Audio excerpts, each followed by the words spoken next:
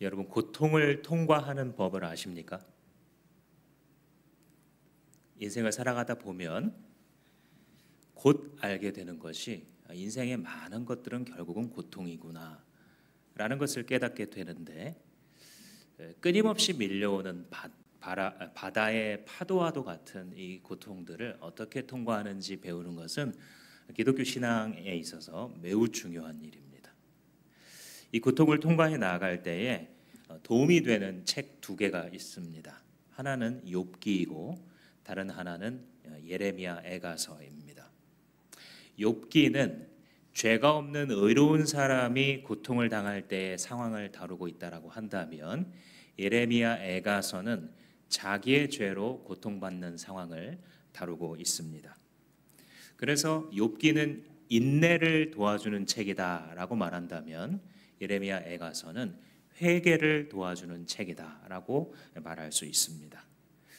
그래서 성도들은 욥기만 읽어서는 안 되고 예레미야서도 읽을 수 있어야 되며, 오늘날의 이 대한민국의 교회는 사실 욥기보다 예레미야 애가서를 더 읽어야 한다고 판단합니다.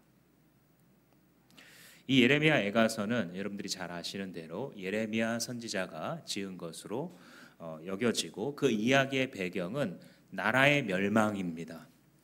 예레미야 선지자의 국적이 이스라엘 사람, 특히 남유다 사람이었는데, 북쪽과 남쪽으로 분단이 되어서 북쪽은 주전 722년에 벌써 멸망을 했고, 136년이 지나서 586년에 남유다도 멸망하는 이 남유다의 멸망이 바로 이 예레미야 애가서의 배경인데, 이 멸망에 나가는 이 시점에 있어서 계속해서 이스라엘이 하나님 앞에 범죄하게 되고, 그 범죄의 핵심은 우상을 섬기는 겁니다.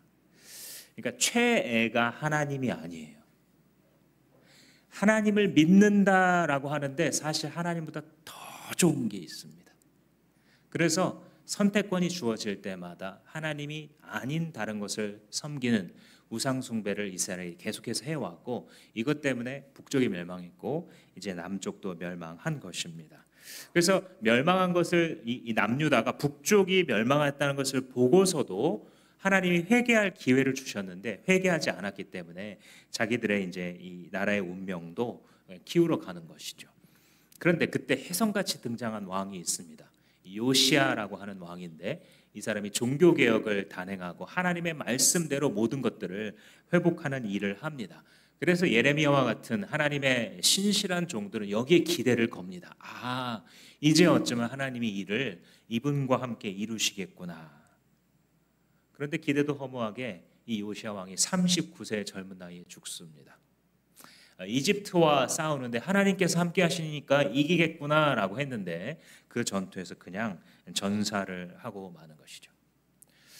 그래서 이 요시야가 죽은 주전 609년을 기점으로 해서 국군이 완전히 기울게 되어서 주전 605년에서 582년에 이르기까지 바벨론에게 4번에 걸쳐서 대대적인 침략을 받게 됩니다. 605년경에 쳐들어왔을 때 느부갓네살 왕이 많은 사람들을 포로로 바벨론 나라로 이끌어가게 되는데, 그게 바로 다니엘과 세 친구 같은 사람들입니다. 포로로 끌려간 이 바벨론 땅에 있는 하나님의 백성들을 위해서 사역했던 사람이 바로 에스겔 선지자입니다. 에스겔서를 읽어보면 내가 그발 강가에서 하나님의 소명을 받아 말씀을 전하는 사역을 맡았다라고 말하는데, 그 그발 강가가 바로 바벨론에 있는 하나의 강입니다. 그래서 그쪽에서 에스겔이 있었다라고 한다면 끌려가지 않고 가나안 땅에 남겨져 있는 주님의 백성들이 있었겠죠. 4차례에 걸쳐서 포로로 많은 사람들이 끌려갔지만 그 자리에 남아있는 사람들도 있었습니다. 그래서 그들에게 말씀 사역을 하라고 소명을 받은 사람이 바로 예레미야 선지자인데, 이 예레미야 선지자는 자기가 사역하는 기간 동안 계속해서 눈물로 사역을 했습니다. 이탈리아의 시스티나 대성당에 가보면 그 천장 벽화가 있으면서 주변에 여러 그 성경의 위인들을 또 그려놨죠. 그래서 그 사람의 특징 하나를 딱 잡아서 포즈를 취해서 있는 모습으로 화가가 그렸는데, 예레미야 선지자는 항상 울상으로 있는 이 모습으로, 고민하고 있는 모습으로 그리고 있는데, 그도 그럴 것이 예레미야는 평생 사역하면서 단 한 번도 행복한 시간이 없었습니다. 백성들에게 말씀을 전해도 단 한 번도 백성들이 순종하지 않았고, 이 나라가 망하지 않게 해달라고 기도해도 나라는 망해버렸고, 성전이 파괴되지 않기를 기도했는데 성전이 파괴되었습니다. 지체들이 끌려가지 않기를 바랬는데 지체들이 대다수로 끌려가는 일을 벌였습니다. 하나님의 뜻대로 돌이키라고 많이 멸망 전과 멸망 후에 사역을 했어도 그의 음성을 듣는 사람들은 거의 없었습니다. 그가 눈물의 선지자라는 별명으로 불리는 그런 이유입니다. 그럼에도 불구하고 이 예레미야는 자기에게 주신 이 말씀 선포의 사명을 게을리하지 않고 백성들에게 가르쳤는데, 성전이 파괴된 이유가 뭐고 우리 국가가 멸망된 이유가 뭐냐? 그것은 바로 우리가 하나님을 반역했기 때문이다. 그래서 이 국가가 멸망한 것 자체가 하나님의 정당한 심판이라는 것을 수용해야 된다라고 예레미야는 백성들에게 가르쳤습니다. 그래서 하나님 앞에 지금 우리가 해야 될 행동은 슬퍼하고 회개하며 하나님께로 돌이켜야 한다라는 것을 가르쳤기에 이 예레미야 애가서가 회개에 관한 영적으로 최고의 지침서다, 이런 말을 하게 되는 것입니다. 그래서 이 예루살렘에 남겨져서 백성들과 함께 황폐화된 이 남유다 땅에서 이 백성들의 목소리를 대변하면서 말을 해요, 이 예레미야가. 그래서 예레미야 애가는 1장부터 5장까지 이루어져 있는데, 전체가 예루살렘을 의인한 한 시인이 노래하는 형식으로 되어 있습니다. 그래서 예루살렘 전체가 하나의 사람인 것처럼 그 아픔을 막 표현하는데, 이 아픔을 느끼는 의인화된 집단 예루살렘은 또한 동시에 예레미야 개인의 감정이기도 합니다. 마치 이 이중초점 렌즈를 끼고 있으면 이 근시와 원시 안경을 동시에 볼 수 있는 것처럼, 지금 이 예레미야 애가서의 화자는 때로는 개인의 감정이기도 하고 또 때로는 집단화된 예루살렘 백성들 전체가 느끼는 감정이기도 합니다. 이 두 가지를 막 왔다 갔다 하고 또 동시에 말하기도 하는 이런 형식으로 이루어져 있습니다. 그 중에서 오늘 우리가 읽은 것은 1절에서 39절까지 3장의 약 60% 정도를 읽었습니다. 요 1장에서 39절까지는 절반 정도로 나눌 수 있는데, 먼저 1절부터 18절까지는 절망을 얘기해요. 지금 이 예루살렘이 집단적으로 처하고 있는 이 상황이 얼마나 고통스러운지에 대해서 비유를 하고 있는데, 예를 들어서 주님이 나를 때리신다, 주님이 나를 막으신다, 주님이 나를 노리고 계신다, 주님이 나를 조롱하신다, 이런 말을 사용을 해요. 이 묘사를 간략하게 한번 요약적으로 살펴보자면, 첫 번째, 주님이 때리신다라는 말이에요. 1절 말씀해 보시면, 나는 하나님의 진노의 몽둥이에 얻어맞고 고난당하는 자다 그랬습니다. 여기서 나는 누굴까요? 의인화된 예루살렘, 그 남유다 백성들을 말하는 것이죠. 혹은 예레미야가 개인적으로 느끼는 바이기도 한데, 뭐를 느끼고 있냐면 몽둥이로 하나님이 나를 패고 있다, 이런 말을 합니다. 근데 얼마나 맞았는가? 3절 말씀해 보시면 온종일 맞았다, 맞고 또 맞았다. 이게 무슨 말이냐면 고통이 지속되는 거예요. 일어나서는 안 되는 그 고난이 계속되고 있는 상황에 대해서 얘기합니다. 근데 어느 정도나 맞았느냐? 4절의 표현으로는 살갗이 약해지고 뼈가 꺾이워질 정도로. 여러분, 피부에 상처가 나면 딱지가 앉아서 아물게 되잖아요. 근데 아물기 전에 그 자리를 또 다치면 어떻게 됩니까? 덧나죠. 그래서 이게 어떻게 나을까? 근데 그걸 재차 3차 같은 자리를 계속 다치게 되면 이제 진물이 나오고 살이 문드러집니다. 그래서 원래 형태로 살까지 회복되지 않고 굉장히 약한 상태, 뒤틀린 상태가 되게 되는 것이죠. 피부와 근육이 잘 잡아주고 있다가 피부와 근육이 약해지게 되면 뼈가 손상을 입게 되고, 뼈의 손상의 끝은 그 뼈가 부서지게 되는 것이죠. 그걸 느낀다는 거예요. 당하고 또 당하고 고통이 찾아오고 또 찾아오고 또 찾아와서 내 살이 약해지고 뼈가 상했다. 그러니까 깊은 아픔이에요. 현실적인 단어로는 5절에 따르자면 가난과 고생이 늘 따라다녔대요. 그래서 자기가 느껴지기는 자기의 인생이 시체 같은 거예요. 6절의 표현이죠.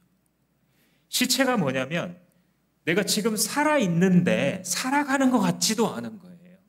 아니 사람이 뭘 좀 숨 쉴 수 있고 한 번이라도 웃을 수 있어야지 살 수 있지. 고통 뒤에 고통이 오고 고통 뒤에 고통이 오는 것이 계속 지속된다면 목숨이 아직 안 끊어졌을 뿐이지 그의 정신은 이미 죽은 거예요. 그래서 내가 시체와 같습니다. 그래서 하나님이 나를 몽둥이로 때리신다라는 표현은 계속해서 고난이 지속되고 있는 상황을 얘기하는 것이죠. 두 번째 표현은 주님이 막으신다라는 표현이에요. 7절 말씀 보시면 내가 도망갈 수 없도록 담을 쌓아 가두시고 무거운 족쇄를 채우셨다. 이게 뭐냐면 길을 다 막아버리시는 거예요. 하나님이. 8절 말씀에 살려주세요 소리 질러도 안 들어주시더라.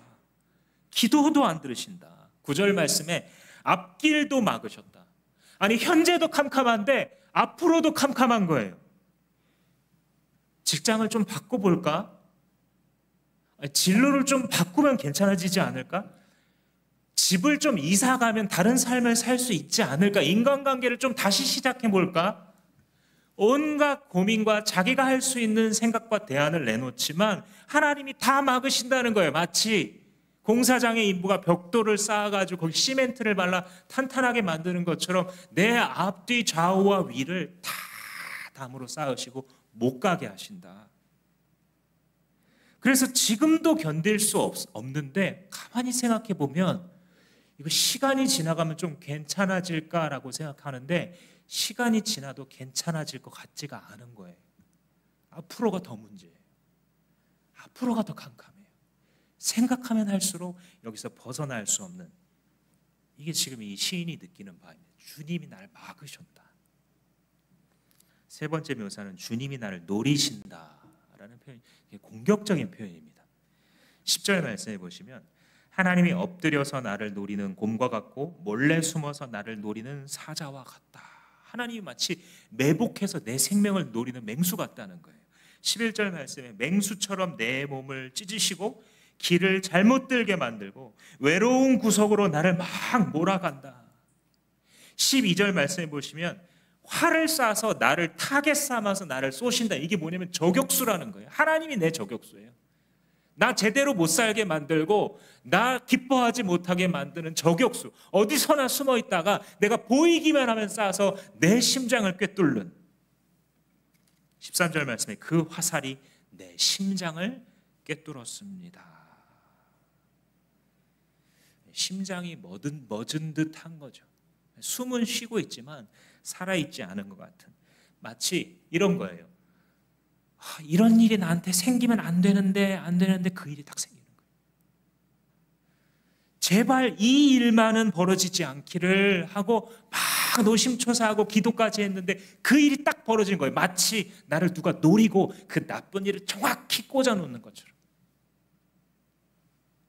네 번째 표현은 주님이 나를 모욕하신다라는 표현입니다.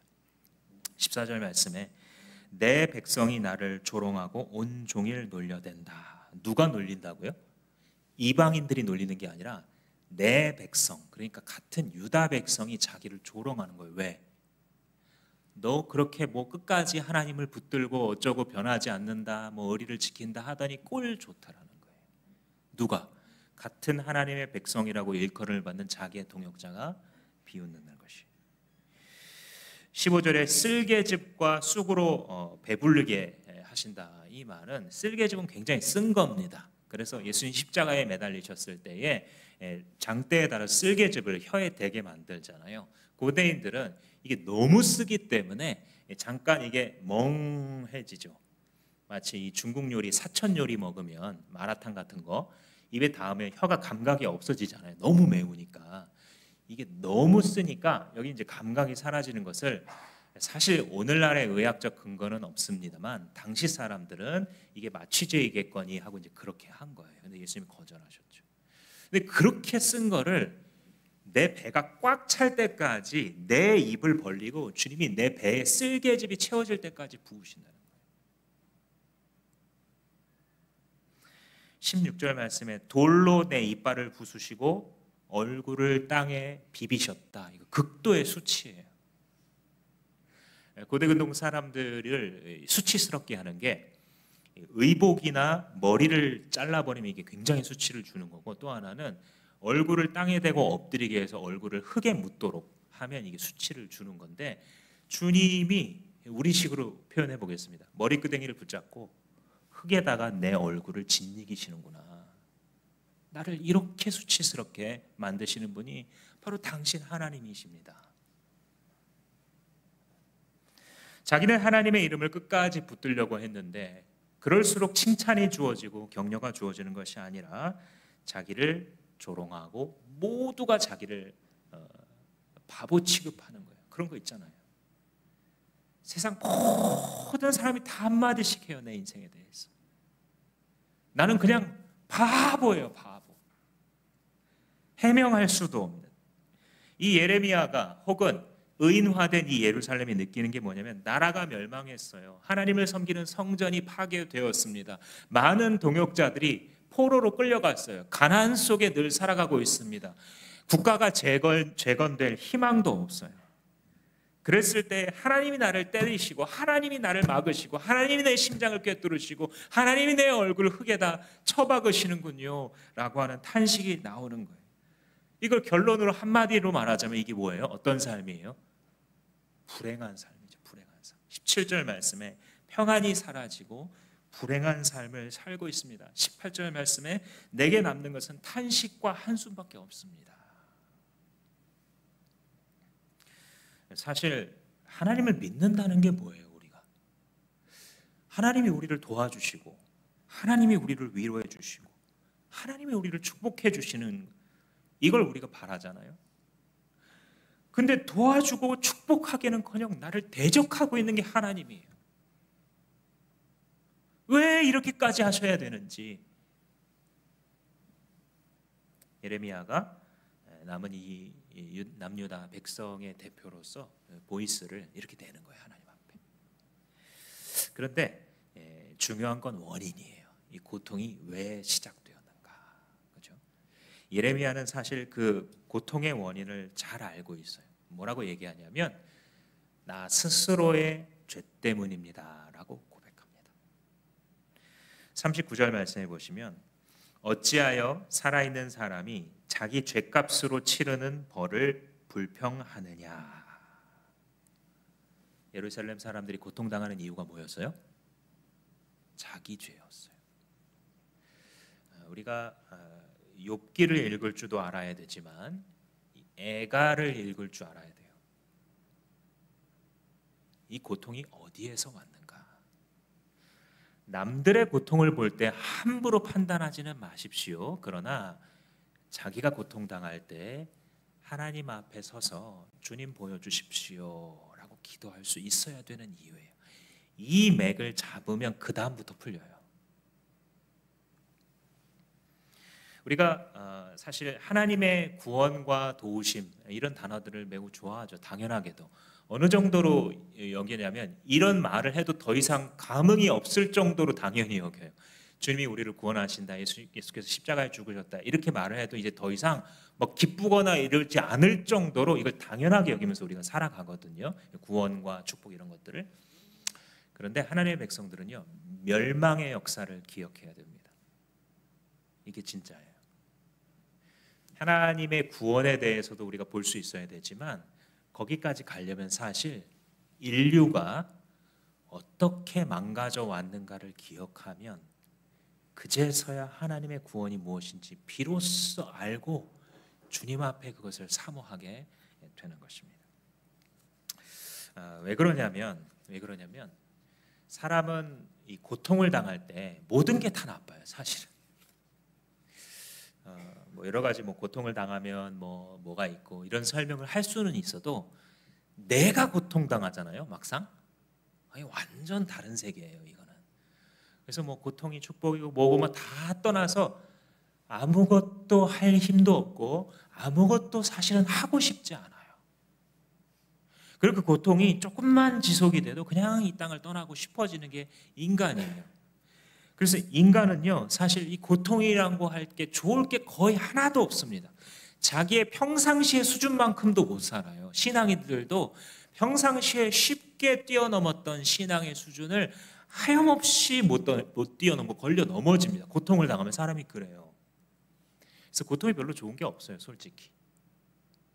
근데 딱 한 가지 유익이 있는데 변할 수 있어요. 고통을 당하면 변화될 수 있습니다. 사람은 아프지 않으면 변화되지 않는 동물이에요. 제가 좋아하는 은퇴를 앞두신 한 목사님이 있는데 뭐 스스럼 없이 마음에 있는 것을 얘기해 주시면서 자기가 평생 목회를 해오면서 성도들을 위해서 이것도 가르치고 저것도 가르치고 이렇게도 설교하고 저렇게도 설교했는데 변하지 않더라, 성도들은. 그래서 그냥 내 마음대로 이렇게 그냥 대충 설교한다, 짧게 그냥 설교 끝낸다. 이게 농담처럼 얘기하셨는데 제가 그게 진심인 걸 알아들었어요. 자기는 그 많은 공부를 해서 정말 잘 먹이려고 최선을 다해서 아무리 설교해도 사람이 변하지 않더라는 거예요. 그 말이 맞거든요. 사람이 그런 존재예요. 생각해 보시면 자기 옆에 있는 사람 바꿀 수 있는지 한번 생각해 보세요. 내가 이 사람한테 애걸복걸하고 설득을 하고 선물을 주고 뭐 어떻게 어르고 달래서 이 사람 바꿀 수 있는지 한번 생각해 보세요. 나이 30 먹으면 이거 못 바꿔요. 아니 30커녕 10대만 돼도 벌써 바꾸기 힘들어요. 그죠? 사람이 안 변하는데요, 고통이 찾아오고 그 고통을 잘 당하면 그게 변화의 출발점이 됩니다. 그래서 여러분, 고통을 지우려고 하지 마시고 잘 당하세요. 고통을 잘 당하는 것은 하나님께서 이 말씀에서 약속하신 그러한 인생으로 갈아타지는 게이트예요. 예레미야는 분명히 성전이 파괴되고 국가가 멸망하고 이런 일들이 벌어졌음에도 불구하고 여기서 인정을 합니다. 이건 하나님의 정당한 심판입니다. 하나님이 우리를 이렇게 몽둥이질 하실만 합니다. 이것을 우리는 수용해야 된다라는 것을 백성들에게 외쳤던 거예요. 그래서 하나님의 백성들이요, 자기 잘못 인정하는 게 첫 단계예요. 회복을 향한 첫 단계는 주님, 내가 잘못했습니다 해서 시작하는 거예요. 우리가 자녀들을 키울 때 잘못을 인정 안 하는 애들이 있거든요. 어떤 시기에 그게 찾아와요. 분명히 100% 잘못해놓고도 좀 자존심이 생기면 애들이 수치미를 뚝 뗍니다. 이거 누가 이렇게 했지 했는데 아니라고, 자기 아니라고. 심지어는 막 벌을 서면서도 인정을 하지 않으려고 해요. 그죠? 이게 사람이거든요. 그러면 그 시간이 끝나나요? 지혜로운 부모는 그냥 넘어가 주지 않습니다. 이 아이를 위해서. 그죠? 우리가 인생이 정말 변화될 수 있는 기회는 너무너무 아프지만 고통스러운 지금이라는 사실을 기억하십시오. 그 고통 앞에서 그 고통을 지우려고 하지 않고 잘 당하게 되면, 즉 하나님 나의 잘못을 보여주십시오 하고 수용할 때 이것이 회복의 첫 단계가 되는 것입니다.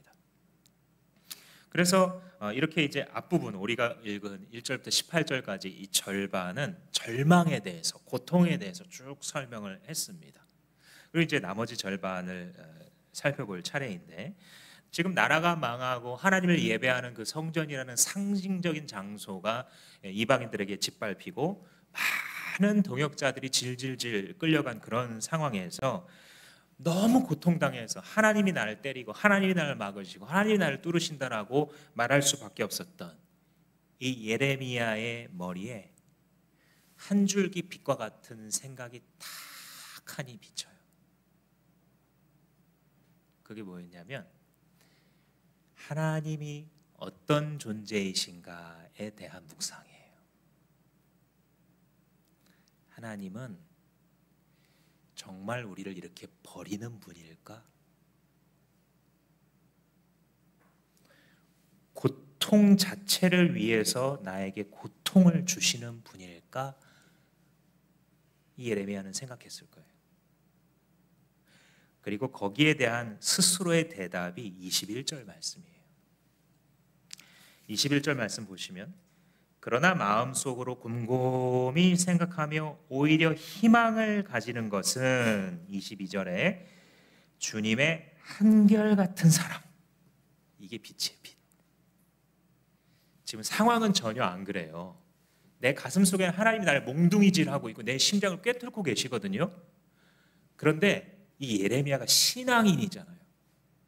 하나님을 만났잖아요, 이 예레미야가. 그러니까 내 가슴과 내 감정은 그렇지 않다라고 말하는데 이 경건한 생각 하나가 내 감정을 이길 정도로 뚫고 들어오는데 그게 뭐냐면 하나님의 한결같은 사랑. 하나님은 그런 분이야. 심지어 가슴으로 안 느껴질 거예요, 이 시간에. 근데 거룩한 생각이 모든 것을 뚫고 들어오는 거예요. 시 공간을 뚫고 내가 가진 모든 상념과 잡념을 뚫고 들어오는 거예요. 하나님의 한결같은 사랑과 자비는 다함이 없습니다. 저는 이 한결같은 사랑이라는 단어가 나올 때마다 여러분들에게 계속 설명할 거예요. 제가 은퇴할 때까지. 이거 한 단어입니다. 헤세드. 그죠? 헤세드. 성경에서 하나님의 속성을 설명할 때 핵심 단어예요. 헤세드. 이걸 빼놓고서는 하나님을 우리가 이해할 수 없을 정도예요. 헤세드는 뭐냐면 한마디로 하면 사랑인데 사랑 중에서 변하지 않는 사랑 말할 때 헤세드라고 표현을 해요. 그래서 이걸 한 단어로 표현하기 너무 어려우니까 옛날 성경은 인애, 어진 사랑이다. 근데 뭔가 부족해요. 그죠? 어질고 잘해주는 그런 사랑도 맞기는 맞는데 헤세드가 그 안에 딱 들어가질 않아요. 그죠? 혹은 인자 뭐 이렇게도 이제 번역을 해봅니다. 그리고 이 세번역 성경처럼 한결같은 사랑 뭐 이렇게도 표현해보고 영어 성경 같은 경우에는 everlasting love, unchanging love, steadfast love 뭐 이런 단어로 표현을 해보려고 노력을 하는데 핵심을 보면 안 변해요. 이 사랑이 분명히 단짝 친구였어요. 이 친구가. 그죠? 근데 시간이 흐르면 연락조차 안 하는 일이 뭐 드물지 않게 일어나잖아요. 그죠? 야, 이 사람 너무너무 괜찮다. 너 왜 이제 내 인생에 나타났니? 너 너무 괜찮아. 나랑 오래 같이 있자. 했는데 시간이 지나 불편한 사이가 되는 일 얼마든지 있습니다. 우리 인생에. 이게 뭐예요? 인간 사회에서 인간으로부터 퍼낸 사랑이라는 게 그런 거예요. 그래서 여기 우리 청년들도 많이 계시지만 여러분 연애를 굉장히 성경적으로 접근하셔야 됩니다. 지금 드라마와 영화와 웹소설에서 이야기하고 묘사하고 아름답다라고 포장하고 있는 그 사랑은 하나님에게서 나온 사랑이 아니에요. 반드시 배우셔야 됩니다. 하나님의 사랑은 기본적으로 변하지 않아요. 왜 안 변하냐면 안 변하겠다고 약속했어요. 하나님의 사랑의 특징은 그래서 이런 면으로 언약적 사랑이다 이렇게 말을 합니다. 내가 너를 사랑하기로 결심했어. 출애굽기에 보시면 내 백성을 이끌어내면서 내가 너희들을 이끌어 적과 꿀이 흐르는 가나안 땅에 데리고 갈 텐데 이 가나안 땅은 천국의 상징입니다. 데리고 갈 텐데 그때에 나는 너희들 중에 살면서 너희들의 하나님이 되고 싶어. 그리고 너희들은 나의 백성이 될 거야. 내 이름으로 일컫는 여호와의 이름으로 일컫는 백성이 될 거야라고 말씀. 그러니까 하나님이 이거 너무 좋아하시는 거예요. 이 상을. 그래서 나는 너희의 하나님이 되고 너희는 나의 백성이 되는 이 언약을 하나님 절대 깨트리지 않아요. 왜냐하면 하나님의 본심에서 드러난 거예요. 이게. 그래서 그 약속을 했기 때문에 하나님의 백성에 해당하는 그 사랑을 멈추지 않는 거예요. 그래서 헤세드 사랑, 하나님의 변하지 않는 사랑이 나타나게 되는 것입니다.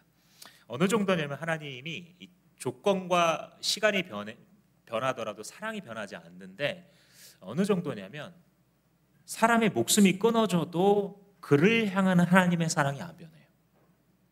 그래서 모세에게 나타나셨을 때에 모세가 너무 신기하잖아요. 가시떨기에 불이 붙었는데 왜 나무가 안 타지? 그러니까 하나님이 말씀해 주시죠. 나는 여호와다. 그러면서 모세와 대화하시면서 자기를 나는 아브라함의 하나님이요 이삭의 하나님이요 야곱의 하나님이라. 그렇게 가서 일러라 라고 말해줘요. 이게 무슨 뜻이냐면 아브라함은 이미 500년 전에 죽었어요. 근데 그 아브라함에게 약속했던 거를 지금 내가 너희 시대에 지키겠다는 거예요. 이 정도예요. 하나님의 언약과 그 언약에 근거한 상이라는 것은 시간이 지나도 수백 년, 수천 년이 흘러도 인류의 역사가 다 끝날 때까지도 하나님이 한 번 성경에 약속하신 약속은 변하지 않아요. 그래서 여러분 성경을 아셔야 돼요. 그래서 성경을 배우셔야 돼요. 우리가 산 공부 가열차게 하는 이유는 어떻게 하든 말씀을 접할 수 있는 기회를 주려고 그렇게 하는 것이지 다른 게 아니에요. 그래서 이 시인 예레미야가 모든 것이 다 절망이라 그랬잖아요. 그런데 하나가 유일한 희망이 있어요. 그게 뭐냐면 하나님은 변치 않는 사랑을 하시는 분이시구나. 이게 섬광처럼 자기의 뇌리를 스칩니다. 하나님은 변치 않으셔. 하나님의 사랑이 어디로 간 게 아니고 그 자리에 계셔. 하나님의 사랑이 끝인 게 아니라 우리가 하나님의 사랑을 저버린 것일 뿐. 왜냐하면 그는 우리를 사랑하시겠다고 약속하셨기 때문에. 이걸 생각하니까 숨통이 트입니다. 누구를 생각하니까? 하나님을 생각하니까. 하나님의 어떤 속성을 생각하니까? 하나님의 사랑을 생각하니까. 하나님의 헤세드 사랑, 변하지 않는 사랑, 시간과 조건이 변하여도 바뀌지 않는 유일하신 사랑.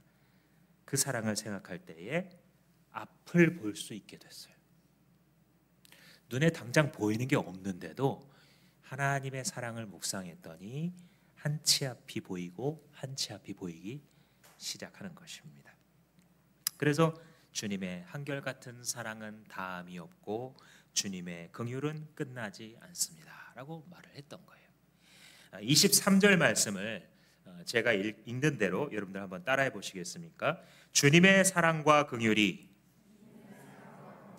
아침마다 새롭고 주님의 신실이 큽니다. 한 번만 더 해볼게요. 주님의 사랑과 긍휼이 아침마다 새롭고 주님의 신실이 큽니다. 자, 2번 반복하셨죠? 요거를 매일 아침 일어나서 세수한 다음에 거울을 쳐다보고 말해주세요. 좀 한 이틀 정도 들고 가서 읽으셔야 됩니다. 그 다음에는 매일 아침 출근하기 전에 혹은 일과를 시작하기 전에 거울을 보고 담대하게 선포하세요. 주님의 사랑과 긍휼이 아침마다 새롭고 주님의 신실이 크십니다 하고 외치세요. 자기에게 알려주세요. 오늘도 맘 약해 있는 나에게, 오늘도 우둔한 선택을 하려고 하고 있는 나에게 이 말씀의 진리를 선포하세요. 하나님의 사랑이 오늘 나와 함께 할 것이고 그 사랑과 그 길이 아침마다, 오늘 아침에도 새로울 것입니다. 여러분, 지금 아침마다 새롭다 이런 얘기를 하잖아요, 시인이. 근데 왜 하필 아침일까요? 왜 아침마다 새로워진다는 얘기를 하고 있을까요? 자기가 지금 어디에 있어요? 밤에 있어요. 밤에. 기다리는 거예요. 그리고 기다릴 수 있게 된 거예요. 무슨 말인지 아시겠어요? 기다릴 수조차 없는 거예요. 원래는 이 사람의 고통이, 이 민족의 고통이 하나님을 기다릴 수조차 없어요. 하나님이 나를 배신했다고 느껴진다니까요. 그런데 뭘 묵상하는 순간, 하나님의 속성을 묵상하는 순간, 하나님의 신실하신 사랑을 묵상하는 순간 이제 기다리게 돼요. 밤이 깊었으니 아침이 다 왔구나. 하나님 앞에 내가 기도의 제단을 쌓고 오랜 시간 주님을 신뢰하며 기도했는데도 지금까지 이루어지지 않은 것을 보니 이제 다 왔구나. 이런 마음이 어떻게 생기겠어요? 인간이 스스로. 그런데 하나님의 속성을 묵상할 때 우리는 바라며 기대할 수 있어요. 아침이 오고 있어요. 그래서 이 예레미야가 지은 또 하나의 책인 예레미야서 33장에 보면 예레미야가 하나님의 마음을 이렇게 선포합니다. 한번 들어보세요. 너희가 능히 낮에 대한 나의 언약과 밤에 대한 나의 언약을 그치게 할 수 있다면 내가 내 종 다윗에게 세운 언약과 제사장 집안에 세운 언약도 그치게 할 수 있으리라. 무슨 뜻이에요? 낮과 밤의 창조 질서를 피조물이 바꿀 수 있어요, 없어요? 못 바꾸잖아요. 자연 질서를 어떤 피조물도 바꿀 수 없는 것처럼 내가 약속한 내 백성에 대한 나의 사랑의 언약을 바꿀 수 있는 것이 없다. 그 말이에요. 위대하신 선언이에요. 밤이 오면 반드시 아침이 와요. 이 창조 질서를 폐할 수 없는 것처럼 밤낮의 질서를 어떤 사람도 권력자도 바꿀 수 없는 것처럼 어떤 환경과 조건도 이것을 바꿀 수 없는 것처럼 내 백성을 향한 나의 사랑은 내가 안 하니 나는 바꾸지 않을 것이다. 그래서 하나님이 희망이 되는 겁니다. 24절 말씀해 보시면 주님이 모든 것이라 그러잖아요. 멋있게 번역한 부분인데 원래 그 단어는 my portion이에요. my portion. 내 목. 그죠? 이렇게 상속을 하는데 내 목 어디 있습니까? 그죠? 이거예요. 땅을 분배받았는데 이스라엘 백성들이 내게 약속하신 땅은 없습니까? 갈렙이 외치잖아요. 내 몫이에요. 그러니까 주님이 나의 몫이란 뜻이에요. 그죠?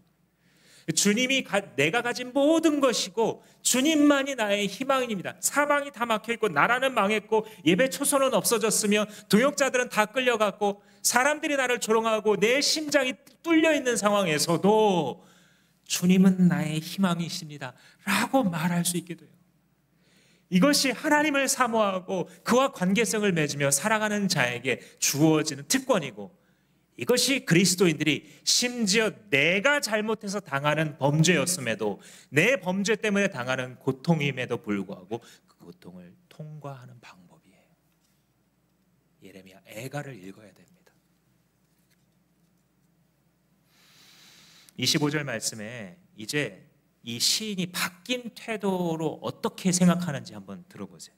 싹 바뀌었어요. 태도가 바뀌었습니다. 25절 말씀에 주님께서는 주님을 기다리는 사람이나 주님을 찾는 사람에게 복을 주신다. 지금 한 입으로 두 말하는 거예요, 사실은. 주님은 날 도와주지 않고 주님은 나에게 희망을 저버리셨습니다. 막 이렇게 말해요. 이 가슴의 언어예요, 이게. 사실 이 말도 필요해요. 여러분 기도 시간이 그래서 되게 중요한 거거든요. 특별히 주님의 백성들과 함께 기도할 기회를 항상 호시탐탐 노리세요. 그래서 너무 힘든 분들은 이 예레미야 애가의 언어를 사용하세요. 주님 나를 이렇게 때리십니까? 나를 이렇게 노리십니까? 내 모든 길을 다 막으십니까? 나를 이렇게 수치스럽게 만드실 수가 있습니까? 해도 너무하시지 않습니까? 이런 말을 사람한테 하지 마세요. 하나님 앞에 나와서 기도의 시간에 나의 모든 독약 마신 것들을 쏟아 부으세요. 그가 들으시도록, 그가 받으시도록.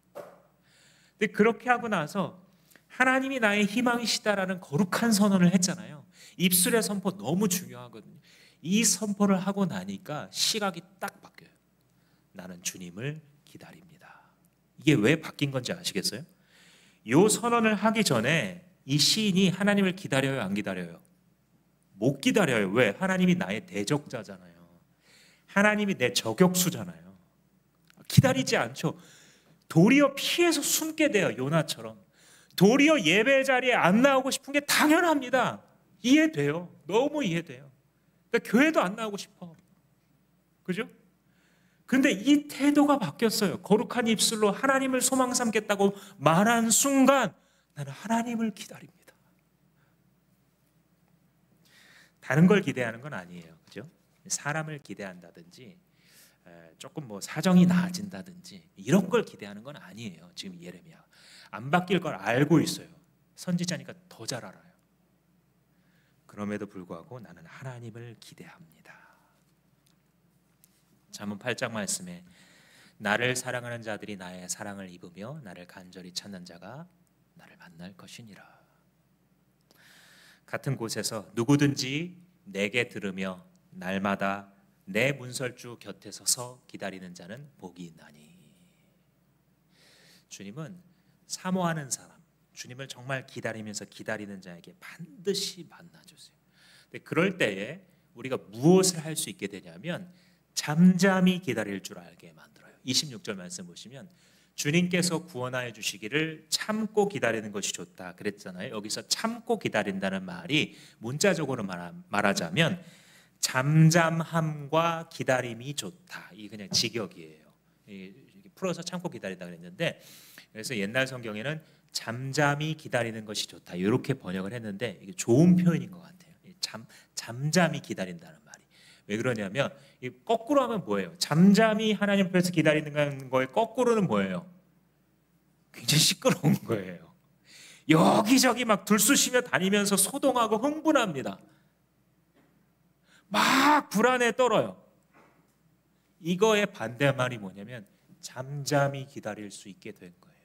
이게 누구 때문에 가능해요? 하나님 때문에. 하나님 때문에 가능해요.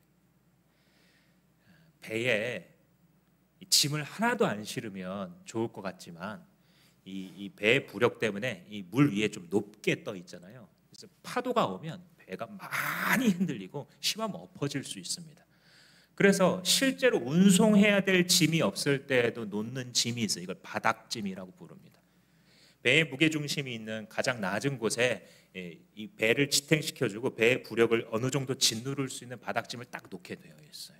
그러면 웬만한 파도가 와도 그 파도가 심하지 않은 것처럼 그냥 배가 헤치고 앞을 쭉쭉 향해서 나아가게 되죠.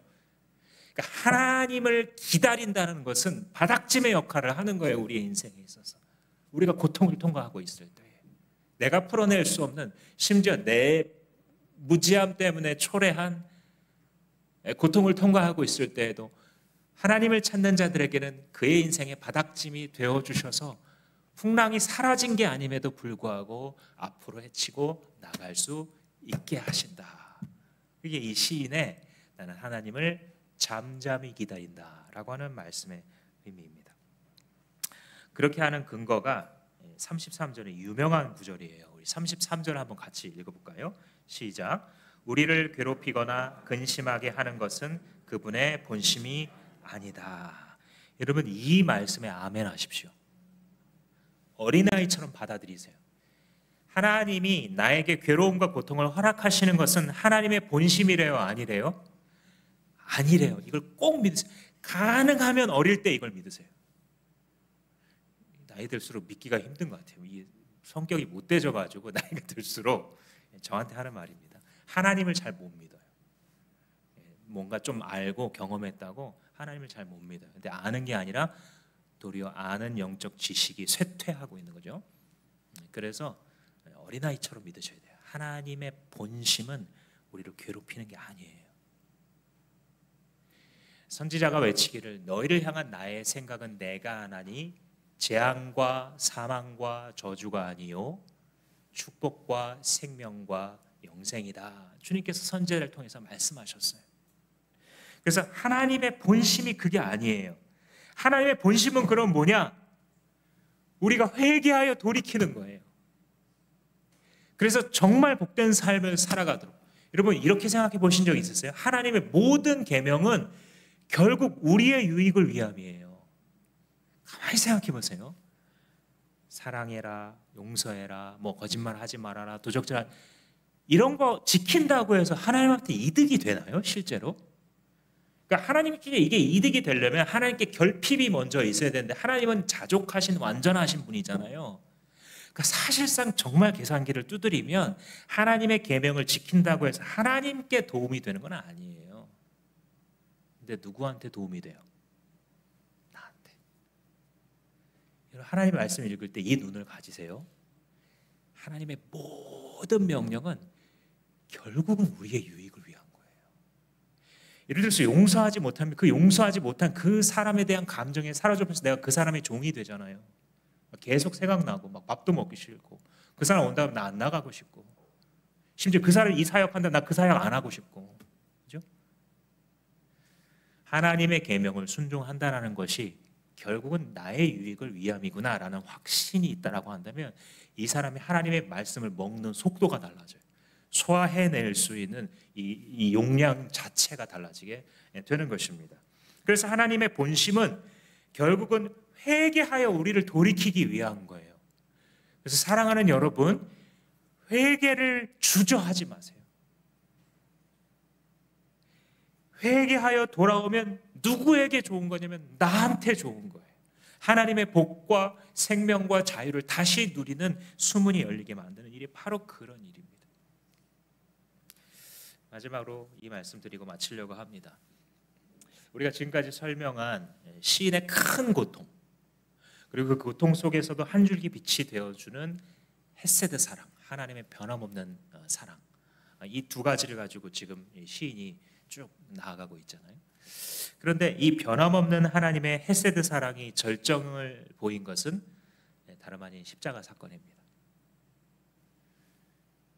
하나님을 우리는 배역했어요. 하나님을 배반하고 지금도 하루에도 몇 번씩 정말 주님을 저버리는지 모르겠어요. 시간이 흐르고 세월이 흘러갈수록 어쩌면 그렇게 하나님을 쉽게 배반하는지 가끔 가다가 이 청년 때의 노트를 읽어보면 막 부끄러워요. 이때만도 못하구나 내가. 이때만도 못하구나. 하나님에 대한 의리가 이때만도 못하구나. 청년들을 보면 부끄러워요. 어쩔 때 우리 교회 청년들을 보면 예쁘면서도 부끄러워요. 사실 말은 안 하지만 그렇게 하나님을 늘 배반하고 배역하고 살아가는데도 불구하고 하나님을 배반하지 않으셨어요. 하나님을 모른다 하고 하나님의 생명의 법을 늘 거절하면서 살아갔는데 주님은 버리지 않으셨고 주님은 포기하지 않으셨기 때문에 예레미야 선지자가 600년 전에 예언했던 이 하나님의 헤세드 사랑을 나무에 달리신 하나님의 아들 예수가 성취하시잖아요. 보아라, 내가 어디까지 너희를 사랑할 수 있는지 보아라. 내가 너희들을 버릴 수 없다는 사실을 보아라. 예수 그리스도 안에서 우리를 영원전에 택하신 하나님의 사랑으로 지금 우리가 때가 됐으면 이렇게 교회로 부르셨잖아요. 이 자리에 아직 믿음이 약한 분도 있으실 거예요. 그러나 여러분이 이 자리에 앉아있는 것은 우연히 이루어진 게 아니에요. 창조주의 뜻 가운데 이루어진 일입니다. 그래서 여러분들이 여기 앉아있는 거예요. 하나님이 여러분을 사랑하시기 때문에 이 자리에 있을 수 있는 거예요. 그리스도 안에서 여러분들을 사랑하셨기 때문에 이 말씀을 들을 때에 하나님의 음성이 들릴 수 있는 거예요.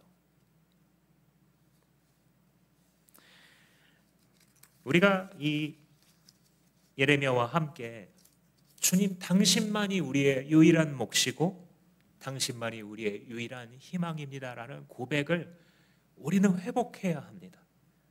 우리는 예레미야 애가를 읽고 선포해야 합니다. 사랑하는 여러분, 우리가 살아가는 이 족이 지금 어떻다고 생각하십니까? 그냥 여기저기 조금 고장난 데가 있어서 고치면 됩니까? 아니면 전체 체계가 붕괴하고 있습니까? 전 세계에서 대한민국을 뭐라고 보고 있습니까? 지금은 각광받지만 이 나라가 20년 뒤에 어떻게 된다고 사람들은 말하고 있습니까? 살아가는 우리 조국 대한민국이 남과 북이 대결하고 동과 서로 대립합니다. 수도권과 비수도권이 나뉘어져요. 남녀가 대결하고 부자와 빈자가 나뉘어져 있고 노동자와 기업가가 서로 미워합니다. 노소가 세대 갈등을 일으킵니다. 가정이 붕괴되고 있고 자녀들이 태어나지 않고 있고 청년들은 희망을 가질 수 없어요. 이 황폐해진 남유다와 같은 이 대한민국의 현실을 우리는 어떻게 봐야 됩니까? 우리 사랑하는 조국의 교회의 현실은 어떻습니까? 수많은 사람들이 믿음을 저버립니다. 5년 안에 교회가 문 닫을 것이다 라고 판단하고 있는 담임 목사님이 20%라고 조사되었습니다. 주일학교를 가지고 있는 교회가 33%밖에 되지 않았고 10대들과 어린이들이 예수님을 믿는 비율이 5% 미만으로 떨어져서 세계 선교부에서는 대한민국에 다시 선교사를 파송해야 된다라고 말하고 있습니다.